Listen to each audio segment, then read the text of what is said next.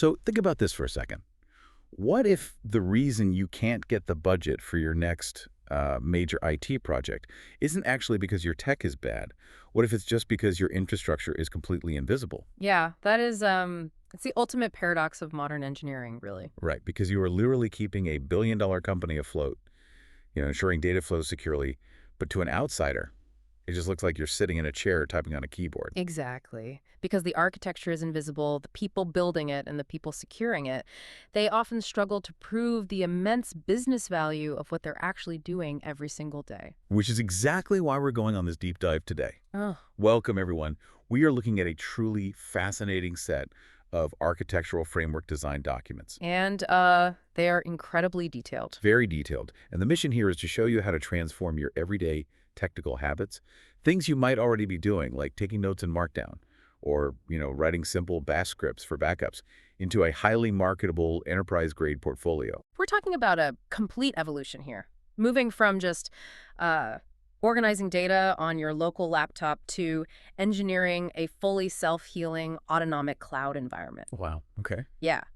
And more importantly, it's about learning how to sell that capability using the principles of what the sources call marketing 5.0. Right, which is huge. It is. It means taking your technical skills and framing them as data-driven, agile, and fiercely human-centric solutions that executives can actually, understand and care about. To pull this off, the source documents rely on a very specific technology stack. Yeah. We need to lay that foundation first, just so you know exactly what tools we're talking about as we start scaling up. Yeah, the stack basically consists of 4 main pillars. First is Obsidian. Which is fantastic, by the way. Oh, it's brilliant. This is your local fluid thinking environment, your brain essentially, where you draft ideas in plain text markdown. Right. And Yeah. second is Google Workspace, which acts as the enterprise collaboration layer. This is the pristine space where final decisions live and, are shared with non-technical staff. Okay, so local drafts to enterprise docs.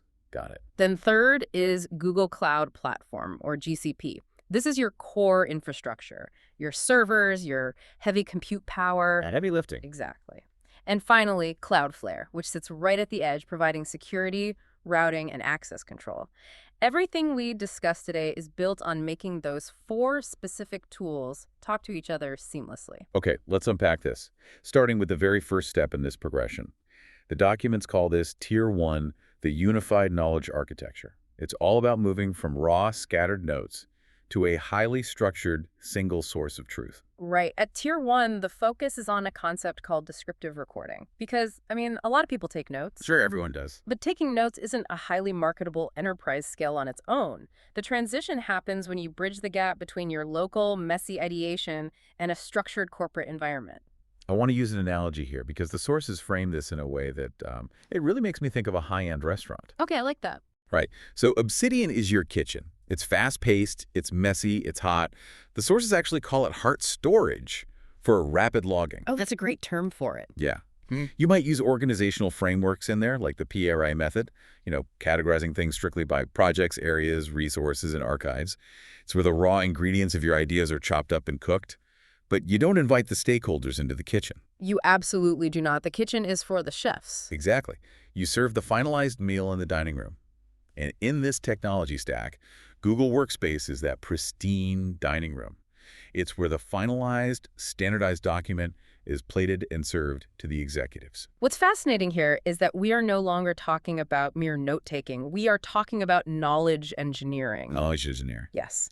The proof of concept for this tier is what the documents call a bidirectional documentation pipeline. You are proving, technically, that you can move data from a local Markdown-based brain Obsidian to a cloud-based enterprise file system like Google Drive. Without losing anything. Right, without losing any data integrity at all. Wait, I need to stop you there.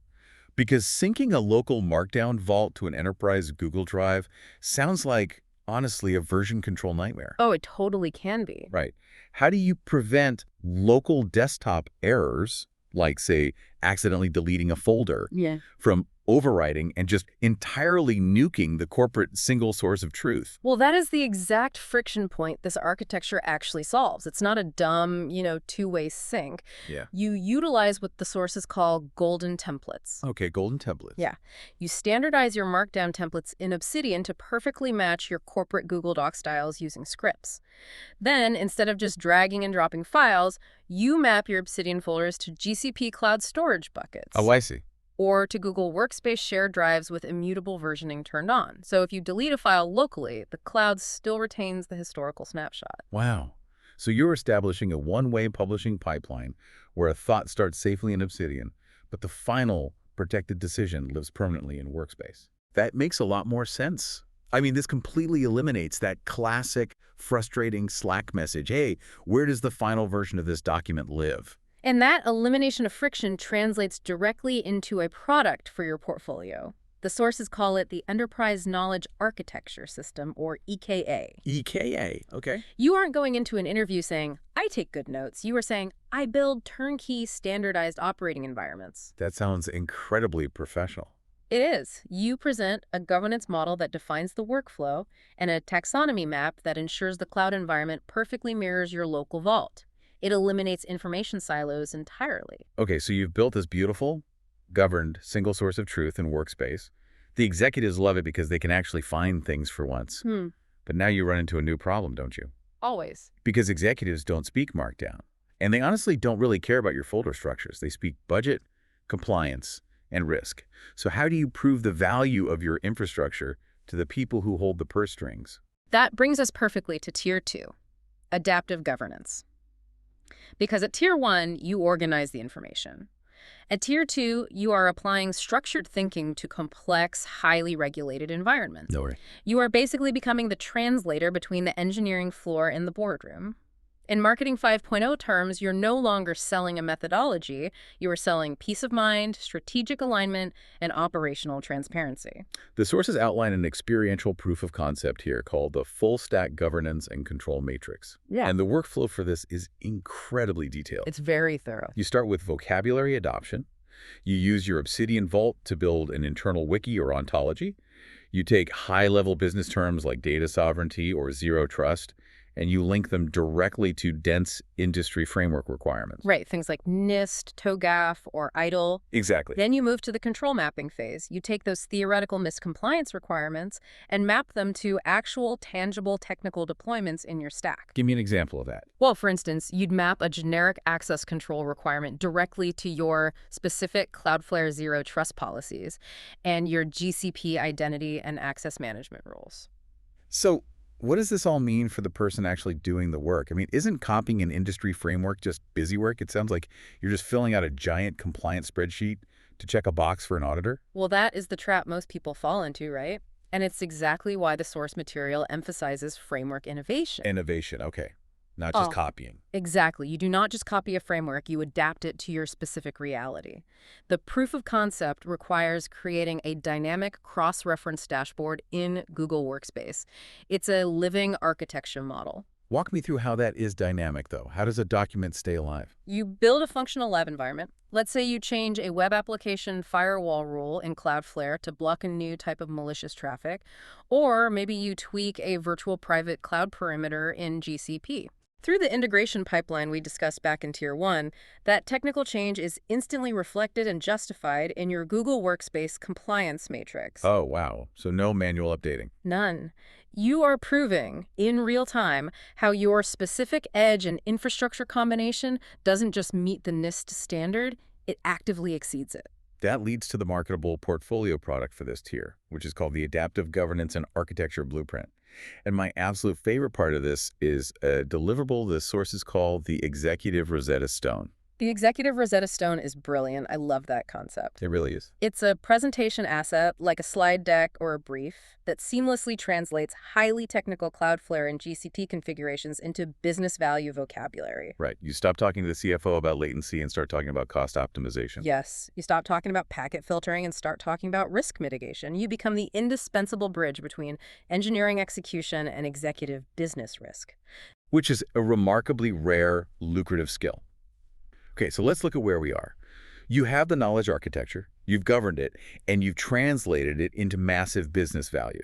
You basically mapped and organized the company's crown jewels. Yep. But by centralizing all that intellectual property into a single source of truth, you've created a massive target.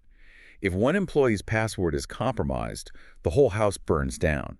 How do you lock this down without making it impossible for the actual employees to do their jobs? This is the eternal struggle of IT right here, and it brings us to Tier 3, the invisible OPSE engine. OPSE, operational security. Yes. OPSE is almost universally viewed by end users as a massive roadblock. It's the multi-factor authentication prompt that stops them from working quickly. But at this expert tier, OPSE becomes a frictionless, invisible enabler of business velocity. To use another analogy, traditional OTSE is like a bouncer at a nightclub.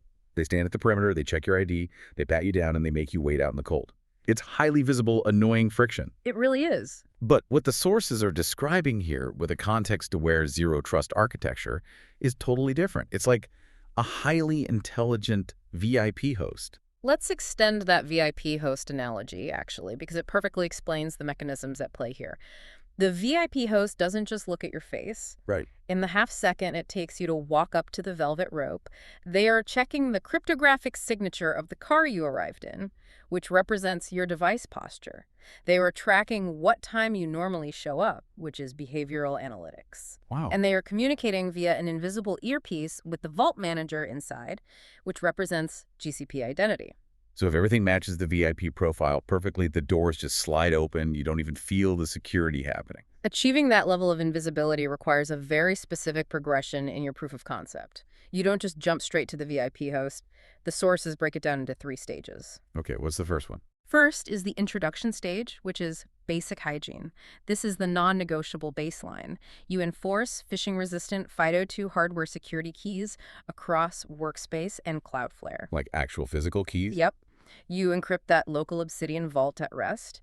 You set up secure DNS and distributed denial of service protection at the edge with Cloudflare. I mean, that is just table stakes today. If you aren't doing that, you aren't even in the game. Exactly. Then you move to the intermediary stage, strict role-based access control, or RBAC. You move entirely away from basic allow or deny network rules. Right. In GCP, you configure identity and access management using precise custom roles, never broad primitive roles like editor or viewer. In Google Workspace, your single source of truth documents are locked tightly inside shared drive boundaries. Okay, so a contractor sees a completely different digital reality than the CEO. Exactly, even if they log into the exact same portal. And then comes the expert stage, which the sources call the crown jewel, identity and trust orchestration.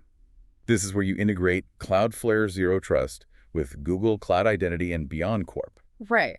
And BeyondCorp is Google's implementation of Zero Trust, shifting access controls from the network perimeter to individual users and devices. Let's break down the mechanics of how this orchestration actually works, though. Sure. You build a simulated lab scenario where a user tries to access a highly sensitive architectural diagram 1 you drafted in Obsidian and published to Workspace. Okay, I'm following. Because Cloudflare sits at the edge, it catches the request first.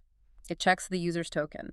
If it sees a login attempt from an unmanaged personal laptop or from a new country, Cloudflare pings the GCP BeyondCorp API via a secure tunnel. In GCP then dynamically alters the permissions in real time, like it might step up the authentication requirement, asking for a biometric scan, or it might instantly block the connection entirely before the user even reaches the Workspace environment. And it logs the event automatically. This becomes your Tier 3 portfolio product. The invisible OPSC and resilience engine. You're selling operational resilience. That is powerful. It is. The deliverables include a frictionless hygiene protocol, a granular privilege matrix visually detailing the exact separation of duties, and a trust orchestration dashboard.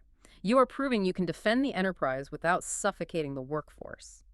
If we look at the progression, you now have a system where knowledge is perfectly structured, governed for the executives, and defended invisibly. But there is a ceiling here, isn't there? Oh, absolutely. As a business scales infinitely, as web traffic spikes and new employees onboard by the hundreds, human hands physically cannot manage this manually. You can't have a human manually reviewing logs or clicking approve on every new server spin up. If we connect this to the bigger picture, this is exactly why we have to talk about automation. Here's where it gets really interesting. Tier 4. Autonomic scale and provisioning, This is the closed loop. This is about elevating yourself from a defender of the infrastructure to a true force multiplier for the entire organization. Automation isn't just about a developer buying back their afternoon, you know. It is about completely eliminating human error. It's about achieving zero-friction scalability, ensuring that your architecture can grow infinitely without requiring a linear increase in IT headcount. The proof of concept for Tier 4 is a GitOps-driven infrastructure and documentation pipeline. And GitOps basically means using code repositories as the single source of truth for declarative infrastructure and applications. Right.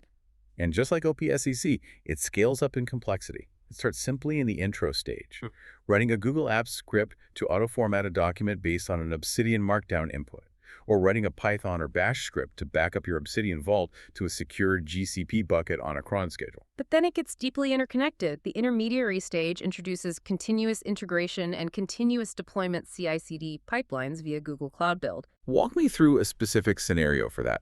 How does that workflow actually cascade across all 4 pillars of our stack? Okay, let's say you finalize a technical specification in your Obsidian vault. You push that Markdown file. The Google Cloud Build pipeline automatically catches that push. Okay. It publishes the document natively to Google Workspace. It simultaneously updates a separate Google Sheet that is tracking project status for the executives. And at the exact same time, it fires an API call to flush the Cloudflare cache for the related project website, so the new documentation is instantly live to the public. Wow. So one single action in your local Markdown editor cascades perfectly and securely across the entire enterprise stack. Yes, and the expert level takes that to its absolute limit. Autonomic infrastructure using infrastructure as code, specifically tools like Terraform. You manage your GZT and Cloudflare environments purely through code. The infrastructure becomes genuinely self-healing. Let me challenge that for a second, because self-healing sounds great in theory, but honestly, terrifying in practice. It can be. Right. Imagine you're the one getting paged at 3 a.m. A distributed denial of service attack hits Cloudflare, and a server goes down. Terraform detects it, spins up new GCP instances, and rebuilds the environment at 3:01 a.m. Yeah. How do you even know what happened when you wake up? More importantly, how do you prove to an auditor that you maintained your governance during that automated chaos? That is the brilliant aha moment of this entire architectural design. The automation doesn't just fix the problem in the dark. It logs its own autonomic actions directly back to your Tier 1 Google Workspace reporting dashboard. Wait, really? Yes, it is a completely closed-loop system. When Terraform triggers that GCP auto-scaling event to fight the DDoS attack, the API simultaneously writes the incident report into a Google Doc. The system updates its own documentation while you're asleep? That's incredible. The source material states it perfectly. Documentation is a byproduct of deployment. Because you anchored your expert-level automation back to your Tier 1 single source of truth, documentation rot is entirely eliminated. Because it's automatic. Exactly. You never have out-of-date network diagrams because the code that deploys the network is the exact same code that updates the diagram in Workspace. That is the ultimate marketable product. The sources call it the Autonomic Scale and Provisioning Engine, or ASPE. You take this into an interview, and you present a zero-touch provisioning playbook. You show them a CI/CD documentation loop. You provide a self-healing case study showing exactly how the system detects an anomaly, reroutes traffic, spins up new compute instances, and logs the resolution. You are solving the greatest bottleneck in enterprise IT, the massive friction between development speed, security lockdown, and operations governance.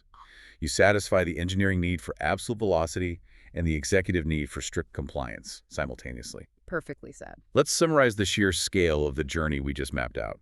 We started with the basic everyday habit of taking smart notes in Obsidian. In Tier 1, we transformed those raw notes into a unified knowledge architecture, a single source of truth flawlessly synced to Google Workspace. In Tier 2, we took that truth and mapped it to complex industry frameworks, creating an adaptive governance model that translates technical packet filtering into executive business value.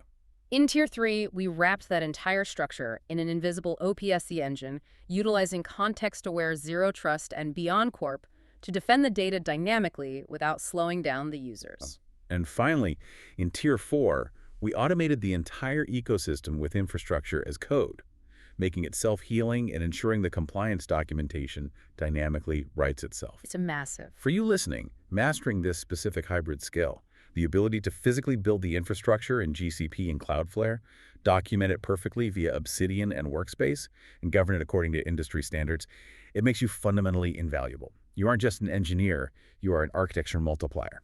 This raises an important question, though, something to really mull over as you look at the future of this field, and it's a thought that goes beyond what's explicitly in these framework documents. Okay, let's hear it. If infrastructure truly becomes entirely self-healing through code, and if compliance documentation becomes an automatic real-time byproduct of deployment, what happens to the traditional role of the IT auditor? Oh, wow.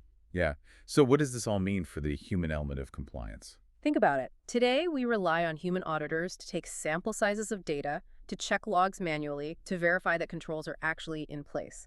But if you have a closed-loop system where real-time trust orchestration algorithms are constantly verifying state, and any deviation is instantly corrected and logged by the system itself, Does the human auditor eventually become obsolete? are we engineering a future where compliance is no longer a human department, but just another automated layer of code? It really makes you look at the digital infrastructure holding up the world in a completely different way. It's not just about keeping the lights on anymore. It's about building an ecosystem that thinks, defends, and documents itself. Thank you for joining us on this deep dive. Take a look at your own habits, look at the tools you use every day, and start mapping out your own personal tech stack today. We'll catch you next time.